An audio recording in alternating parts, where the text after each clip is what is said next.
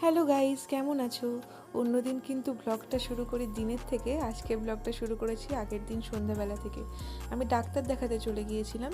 সেখানে এই ঘুগনিটা বিক্রি হয়, ঘুগনিটা খেতে খুবই ভালো লাগে, আমি গেলে একদমই মিস করি না। তো ঘুগনিটা খেয়ে নিলাম। তারপর দেখো ডাক্তারের ওখানে প্রচুর ভিড় থাকে, আমি আমার অ্যাপয়েন্টমেন্টটা করিয়ে তাই ঘুগনিটা খেতে গিয়েছিলাম।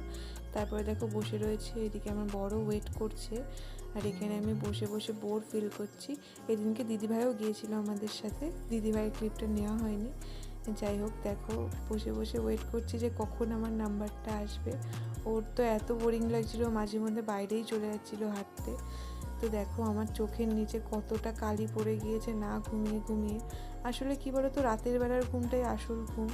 তারপর বাড়িতে এসে ঘুমিয়ে পড়েছিলাম। এই যে সকালবেলা দেখো অনলাইন থেকে আমি অর্ডার করেছিলাম চা, চিনি, দুধ, পেঁয়াজ, এগুলো বেসিক যেগুলো ঘরে লাগে। আর দুধটা ফ্রিজে রেখে দিচ্ছি। আমার ফ্রিজে কিন্তু সবসময় ডিম লোডেড থাকে, যদিও আমি ডিম খাই না। যাই হোক, দেখো তোমরা কে কে এই সিজনে এখনও পর্যন্ত আম খেয়েছো অবশ্যই জানিও। এটা গোলাপ খাস আমি অর্ডার করেছিলাম। আমার না প্রচুর টক লেগেছে, আমি খেতে পারিনি সেরকম করে। তারপর আমি লাঞ্চ করে হঠাৎ করে খুব খিদে পেয়ে গেল, তাই জন্য আমি দেখো অনলাইন থেকে একটু খাবার অর্ডার দিয়েছি। আচ্ছা, প্রেগনেন্সিতে শুনেছি সবাই টক খেতে ভালোবাসে, কিন্তু আমি টক আগেও ভালোবাসতাম না, এখনও খেতে পারি না। কেন, তোমরা কি কারণটা জানো?